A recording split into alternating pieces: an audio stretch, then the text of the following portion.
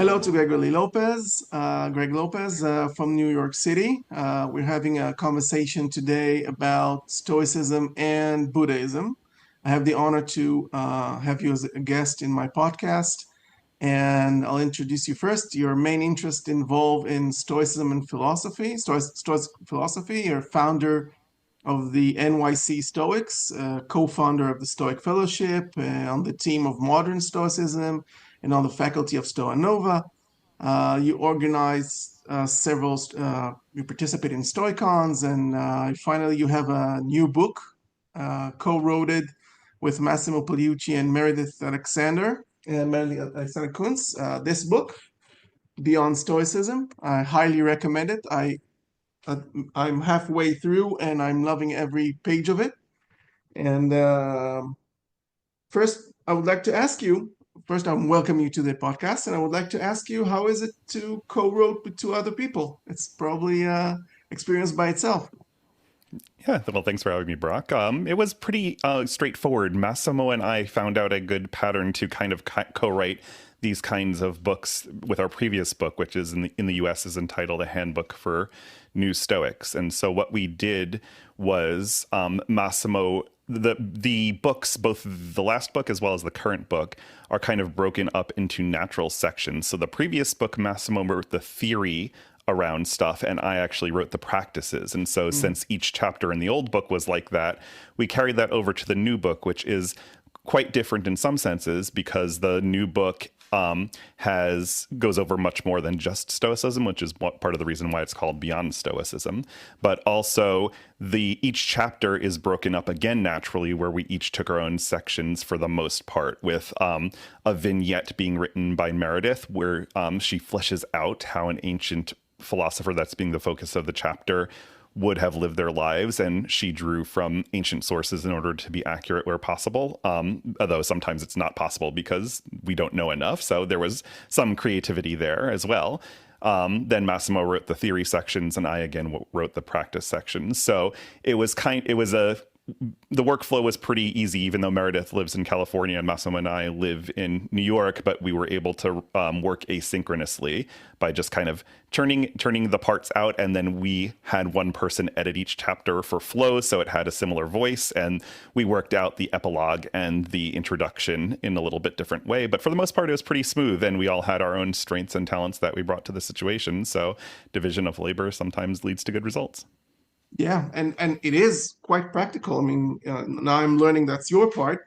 And just to cut through the middle here, you can see there's places you can actually write your own experience from what the theory says and to practice. I think I found it very, very helpful, very friendly. So I highly recommend the book. And but today we are here to speak about the commonality and the differences between Stoicism and Buddhism, since you have the unique position to practice both. So, and like I said to you before, I have little knowledge about Buddhism, so I thought asking you about it. So first, how did you come to practice Buddhism and Stoicism? So I first came to Buddhism. I came to Buddhism first, actually, out of the two. So I was generally interested in philosophy in the way most people typically are, which is kind of like, these are cool ideas and I read them and stuff, and it's a nice thing to chat about in a cafe, but it's not necessarily practical or very practical, maybe inspirational if you read certain kinds of philosophers, but that's about it. Then a confluence of two things occurred toward the end of professional school for me. There was a subsidized course in something called mindfulness-based stress reduction. So mindfulness-based stress reduction is a kind of secularized Buddhism that came about in the late 70s through early 80s, primarily through the work of somebody named Jon Kabat-Zinn. And his goal was to take strands from Buddhism that were picked up mostly, I guess, in the 60s in the United States, primarily from some strands of Theravadan Buddhism from Burma and Sri Lanka, primarily. And he took aspects of those practices and stripped out the Buddhism from it and wanted to see if it worked to reduce stress as well as work with people with chronic pain and conditions. So there were some scientific studies of whether these things worked, and it turned out it worked pretty well for this kind of stuff. So it became a kind of manualized, meaning like a standard course of therapy over a set amount of time where people could get certified in mindfulness-based stress reduction, teach people this course, and then give them tools to practice. And I took a subsidized course for mindfulness-based stress reduction in graduate school. And concurrently, I had a friend who was, we met through standard philosophy, and he was a master's of philosophy student in New York. And we chatted a little bit, and I told him my trepidations about Buddhism. Essentially, I thought like it was mostly metaphysical, and I wasn't interested in the metaphysics as I understood it. And he's like, like between 70 and 90% of this stuff is actually pretty practical, and you can like kind of put this stuff to the side. You don't have to believe in reincarnation and all this kind of stuff. So I took a look and read some of the original sources, and I agreed that yes, there is talk of things that we would consider supernatural nowadays, from the devas, the gods, to rebirth, which is maybe a little different than reincarnation. We can discuss that. But overall, I agreed with his assessment. And so between having some meditation skills in mindfulness from mindfulness-based stress reduction and from reading some of the original texts, I decided to go shopping for Buddhisms. And this was in the early 2000s, the knots, actually mid to late knots. And so I went to a bunch of different traditions. I went to some Zen places. I went to a few kinds of Tibetan places, and I went to insight meditation centers, which are really from the Theravada tradition. And after circling around through some stuff, I settled on going to centers that were primarily in the Theravada tradition. I found it to be the best fit for me. From there, I just kind of stuck with it and continued to practice to this day, and I still consider it a major practice of mine. So that is Buddhism. But then how did I get involved with Stoicism? So concurrently, I started doing some volunteer work and became president of a nonprofit that taught cognitive behavioral therapy to people with addictive behaviors, whether substance-based or not. And during that time, I talked to psychologists and was trained in a form of cognitive behavior therapy that was very influenced by Stoicism. This form of cognitive behavior therapy is the earliest kind, or one of the earliest kinds, and it's known as rational emotive behavior therapy. Mm-hmm. And it was started by a man named Albert Ellis, who was a psychoanalyst who got very disillusioned with it and came up with this form of therapy. REBT was heavily influenced by Stoicism, although it was also influenced by a few other world traditions as well. And then I learned about Stoicism and did a search online and found that there were people online who were attempting to practice Stoicism in the modern world. They were kind of relegated to Yahoo groups and places before like Facebook became very big and stuff.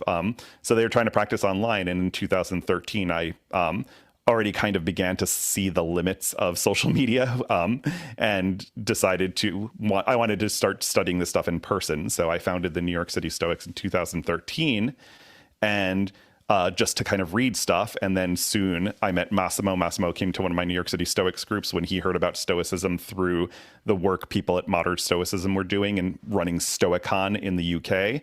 And then it took off from there. And so I started with Buddhism, continued with Buddhism, but also found Stoicism throughout me. So that's the origin story in a nutshell. And so let's get to the core of the thing that you have some similarities in the metaphysics, like you said, and a lot of similarities in the practice. So what do you find the most common between the two philosophies, and what do you find it's the differences? I would say, yeah, I think it's more differences than similarities, to be frank. I think a lot of people take a look at these at a broad level and it's like, oh, it's about bringing peace of mind. Well, Stoicism has this idea of apatheia, which can be like translated as peace of mind, sort of. And then you have nibbana in Buddhism, nirvana in Sanskrit. Nibbana is the Pali pronunciation. I tend to lean toward that more since I work with the earlier Buddhist stuff, which is written in a kind of form of Sanskrit, a common form of Sanskrit called Pali. You have these things and they look similar, so they must be pretty similar. But I think in a lot of the details, they are quite different. Overall, I think they're both practical in that they're meant to be practiced. And they also both kind of allow you to frame your experiences in a certain way.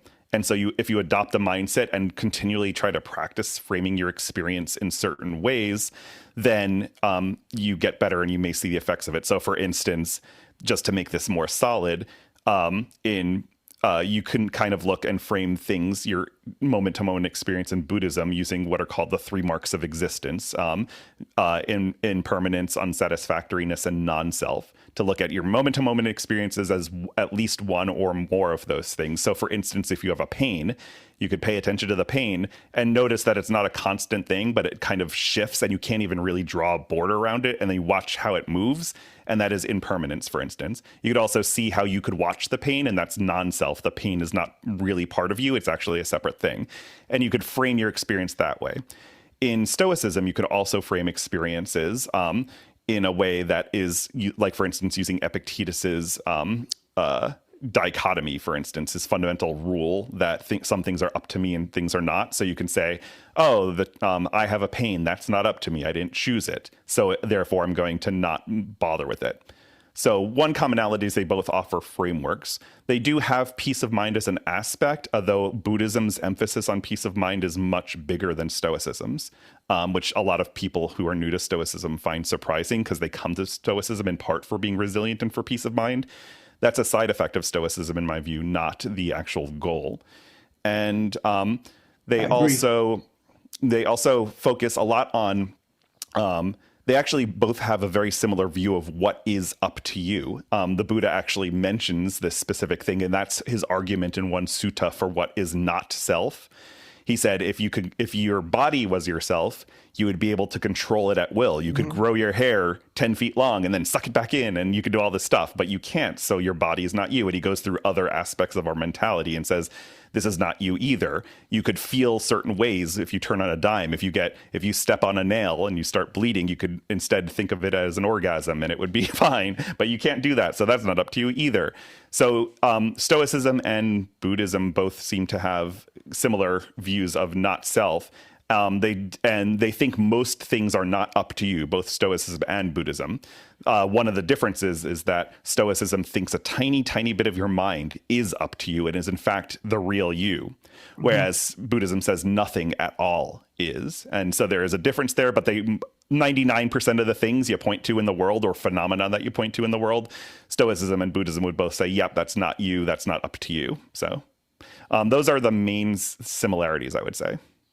I told you before, I read a book about the monk and the philosopher, but by Jean-François Ravel and Mathieu Ricard. They're father and son, and Jean-François is a philosopher, and Mathieu Ricard is he was a biologist, and he switched to Buddhism. He really moved to Tibet, and they're talking over there the metaphysic part, which I found could be I got it wrong. You tell me that they found Mathieu said that there is a stream of consciousness in Buddhism, and the stream of consciousness is one of the things that you connect to the stream of consciousness as in rebirth. So because they have pretty big argument about reincarnation, you said it's not the same thing, and I also understood it as not the same thing. And rebirth is like connecting to the consciousness of and he tried to make it empirical based evidence about people who recognize former lives in newborns and children and stuff. But I found it very interesting. It's like resemblance the idea of the logos in Stoicism, and the view from above that Stoic practicing are doing to to connect themselves with the logos, with with nature, with the laws of the nature. And I found it quite resembling one another. I'm not sure it is, but it was nice to think about it in this particular part of the metaphysics. There is something to connect to something bigger than you, to broaden your mind from out of your in like you said, in the ego, for instance, or something like that. You broaden your mind and you're connecting yourself to something bigger than you, either the stream of consciousness or the logos, for example. Did I got it right, or am I totally wrong about this point? I would say you are right for later forms of Buddhism. So one of the tricks about Buddhism is it is an over 2,000-year-old continuing philosophy that lived for 2,000 years plus to this present day. And during that time transferred through several different cultures. And during that time, it transformed both through time and space into different things. So there are threads that connect these forms of Buddhism, from the Theravada to the Mahayana and all of its diversity, and the Vajrayana, primarily Tibetan Buddhism. But what you're talking about in terms of kind of connecting to a higher thing, that happens during the metaphysicalization, I would say, of Buddhism, which happened maybe roughly a few hundred years, I'll say, after the Buddha's death. For the first few hundred years of Buddhism, they actually put questions of metaphysics to the side. And that's one of the things that attracted me to the Pali stuff, is that there is a little bit of metaphysics in there, but it's mostly kind of dismissed or put to the side or made as a side comment. Well, I can't say really mostly. There are things in there that are definitely like that, but they're easily dismissible to the modern mind, and they're really not core as far as I see it. And somebody who believes in rebirth and is a more traditional Buddhist would argue with me on this point. So, but I would argue back. So since we don't have that person here, I'll just state it as fact, but I'll say what I'm saying is definitely arguable and debatable, and plenty of people would do that. So the stuff about connecting to other stuff and the things that go even through skeptic circles to Sam Harris and kind of his view of like connecting to like seeing a universal consciousness and stuff, that is all later stuff. I'm not as familiar with it because it doesn't interest me as much. So I would say you're partially right for some forms of Buddhism that are later than the first few hundred years of how it happened and how Buddhism was in India. But for early Buddhism, and the Buddhism I practice, that would not be quite accurate. You're not looking to connect to something larger, and you're not necessarily looking for living according to nature, to go and borrow the phrase. In fact, that phrase of nature and stuff seems to be a little more connected to Taoism to a minor degree, I would say. And even then, it's a rough analogy. So I would say partially correct there in terms of connecting to a larger consciousness, or connecting to how nature flows in Stoicism. That would be more accurate. The ancient Stoics did focus on the logos and wanted to essentially make their consciousnesses like the grand consciousness of the universe, and like Zeus, who was the universe, because the ancient Stoics were pantheists. They thought that the universe was its own living conscious entity, and human beings were in a unique position to have their souls in tune with this to some degree. Modern Stoics don't necessarily agree with that, and that's a whole separate debate. So circling back to your question, I would say you are accurate for later forms of Buddhism to some degree, certain kinds of them, and for Stoicism, but not early Buddhism. Okay, and there was a part they discussed there about negative emotions, and there was one kind of practice of well, in the Buddhism, it was in the meditation form for you to focused on your negative emotion, and up until the point you extract its content and you leave and I was wondering, what do you think is the similarities about treating negative emotions or externals in Stoicism and Buddhism in practical manner? Right. So in a practical manner, you'd kind of work with them differently. So your specific thing about maybe you're referring to a practice known as Tonglen, which is more Tibetan, where you can kind of visualize breathing in certain positive emotions and then breathing out, releasing negative emotions. That's one Buddhist practice that's primarily from Tibetan strains, if I recall correctly. In the form of Buddhism I practice, that's not really done. I mean, people kind of mix and match in the modern world, and so some people do it, but that's not the focus of what I kind of do. In Buddhism and in Stoicism to some degree, it's kind of, they take a look at the causality of where these emotions come from. And that's actually probably another similarity you can say between Buddhism and Stoicism. They both are somewhat deterministic. Buddhism would not necessarily fall strictly into determinism. And in fact, early Buddhism rejects it outright. But at least to a first approximation, that taking a frame of mind of what causes what or what precedes what is useful in both practices of Buddhism and Stoicism with regard to the emotions. So in Buddhism, and especially the early form of Buddhism that I take a look at, there's this idea of dependent origination. And this is the idea of essentially causality of your mental states. And it's put in a simple general form of the stock phrase that you see in the Pali Canon: when this occurs, that occurs. When this does not occur, that does not occur. And so what you do when you meditate and also try to focus on your mind is see what precedes what are called wholesome or appropriate mind states that you're aiming for, and try to do more of that. And so it's a playfulness where you try to look at what causes what, or what precedes what at least, and try to foster the conditions for the positive or healthy mind states to arise. And so this is specifically encapsulated in the Buddhism's famous Eightfold Noble Path. This is also called right effort. Right effort is looking to see what causes and wholesome mind states to arise, what sustains them, what prevents unwholesome mind states from arising, and what keeps them down, so to speak. And so it's kind of a mental exploration. Going to Stoicism and emotions, there is something similar in that whenever one experiences what is called a passion, or the apathos in Greek, you are taking there's the presumption in Stoicism that occurred because you judged something to be good or evil when it in fact was neither. It's not good or evil, but you assumed it was, and that's what leads to a passion. So it's a mistaken value judgment. You could then analyze, well, I'm feeling anxious. What am I valuing that's not really valuable? Well, I'm valuing, for instance, performing well on the podcast and not misspeaking. And so, but is that up to me? Well, no, it's not. So, and is it necessarily bad if I misspeak or say something that's off or stumble in my words? No, that's not really evil, because it doesn't come up against the Stoic definition of evil, which is something that is reliably harmful.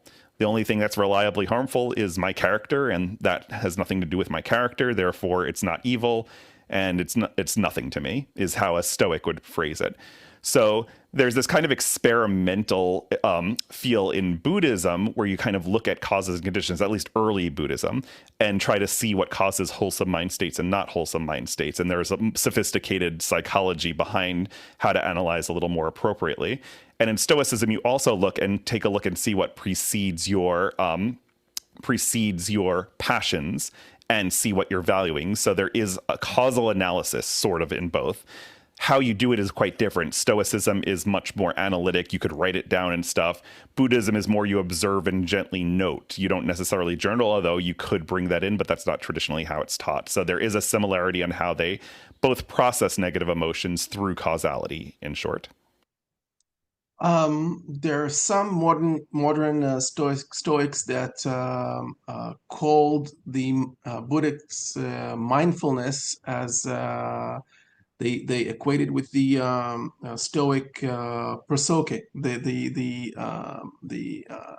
observing and being in the moment. I find it a little bit too artificial, but I understand it's a popular way to approach the notion. But you think there are similarities or differences in that area? I think there are rough similarities. I wrote a big essay on this that's still on Stoicism Today, which is Modern Stoicism's blog. It's a few years old, but I still pretty much stand by it, although I framed it a little more gently than my real view is, which is I think that they're not very similar. And I think they're kind of shoehorning the popularity of mindfulness into Stoicism where it really doesn't exist. That certainly doesn't mean you can't practice both. And in fact, I do. However, if you look at the ancient texts, they're talking about different things. So sati is a pretty big deal in early Buddhism, mindfulness. Sati is the Pali word for mindfulness. And so that's a pretty big deal in early Buddhism, although there are lots of other things that are a big deal in Buddhism too. And Westerners have kind of latched onto this mindfulness thing when in fact there are other things such as jhana and heedfulness and things like that, other mental qualities in Buddhism that are kind of put to the side and mushed together with mindfulness. But mindfulness, yeah, it's a big deal in early Buddhism. Prosoke in Stoicism is only seen in one book, really, of Epictetus's discourses. There's one book out of several. It's four books, and it's one chapter in a book, actually, called On Prosoke. And prosoke, based on my analysis, it really just means attention. And I don't think you even need to use the Greek word because it really, really just means attention. And if you read the chapter in Epictetus's discourses, it's Discourses 4:12. If you read that carefully, Epictetus specifically says what you should pay attention to, and it's very different from sati, Buddhist mindfulness. Epictetus says you should pay attention to two things: rules and roles. That's it. So you don't have this mindful, detached state of watching the phenomena unfold. It's not like that. It's not like Buddhist mindfulness. Instead, you are supposed to pay attention every time you can throughout your day to rules, how Stoics view the world, with the fundamental rule being what is, I try not to say this term, but most people are familiar with it, the dichotomy of control. That term was actually coined by, I think, William Irvine in the early 2000s. And it's led to so much misunderstanding that I prefer not to use it anymore. But instead, I go with Massimo Pigliucci's preferred other translation of the fundamental rule, because that's what Epictetus literally calls it. He calls it, this is the fundamental or primary rule, which is some things are up to me and some things are not. Is this up to me? Is it not? So your mindfulness is to be mindful of that rule and say, is this up to me? Is it not? Is it up to me? Is it not? And also roles. And this is where ethics comes in, where you say, how am I situated right now relative to everyone else around me? Right now, I am in a podcast. If I started doing some work right now, if I'm like, hold on, Barack, I need to just check some emails and stuff, that is inappropriate because my role is being interviewed as a podcast. So I keep my role in mind. And if I have the urge, it's like, oh my God, I forgot to do that work thing. Can you just give me 10 minutes, Barack? I really need to do this. That's inappropriate. Similarly, if you gave me a call while I was at work, and you said, hey, I just want to ask you a few questions, like, not right now. I'm a worker now. That's my role. So you keep rules and roles in mind and act appropriately in those circumstances. That's what you pay attention to. That's what you're quote unquote mindful of. Mindfulness, or sati in Buddhism, is more watching it. There's one analogy that's pretty useful of what mindfulness is. The Buddha said it's like being a sentry at a walled city where sense data come in, and you look at the sense data and you say, do you belong here right now? And if you don't, then you can't enter the city, and otherwise I'll let you in. And so what you're doing is watching your sense experience moment to moment, judging what's wholesome and what's not, and trying to foster conditions so that only wholesome ones come in. And specifically, there are 4 forms of right mindfulness, of things to pay attention to. And these are called the 4 foundations of mindfulness in early Buddhism. It's the body and aspects of the body, things called feeling tone, which is the valence of thoughts and experiences. The third foundation is mind, how your mind is behaving. Is it contracted? Is it nervous? Is it paying attention? And fourthly is this untranslatable word dhammas, which I kind of translate to be a phenomenological experience but through a Buddhist theoretical lens. So you look, one of the things is, for instance, seeing everything in terms of the 5 hindrances, things that hinder your mind and concentration. And so if you frame your experience in that, like what hindrance is arising right now? Oh, doubt. Because I'm sitting in meditation, for instance, and I don't know what to do next. Well, that's a confusion, which is a kind of doubt. Let me try to change my conditions, my mental conditions, to make doubt subside. That hindrance has subsided. So there are very different things you pay attention to, rules and roles in Stoic prosoke, and this is only a minor thing mentioned in one part of the discourses. And then you're paying attention to 4 aspects of phenomenology in different ways in Buddhism. And so they're very different things at the end of the day. Yeah, although Marcus Aurelius does remind himself to pay attention to certain things, I found that one of the sources that he leans on, obviously mostly on Epictetus, but there's a passage that he says that he quotes Heraclitus, that Heraclitus says that most people are asleep, and which is basically using your intellect, your mind, using your mind, not being asleep. And by the way, in modern Greek, you have signs on the roads that says prosoke, which means be careful. So I think it's quite nice that the word kept its original meaning all through the years. And I wanted to ask you one last thing. You told me just before we started recording that faith brought you to Israel on October 7. If you're comfortable talking about it, I think maybe our viewers would like to hear how you handled the sudden attacks, sudden chaos in life as a person that is from New York, not from Israel, and you came to visit, and suddenly all hell broke through. How your practices helped you in those situations? My story is somewhat interesting in that I think I handled it okay, but there were 2 confounding factors. One was I was sick with a fever, and so was a little out of things, and so it was a different experience than I would if I wasn't feverish. I had to go yeah, so that's part of it. But also, I think this is an interesting practical take home, is that different people start their journeys in different places, and my difficulties have rarely been from kind of things that get me by surprise and are kind of dramatic.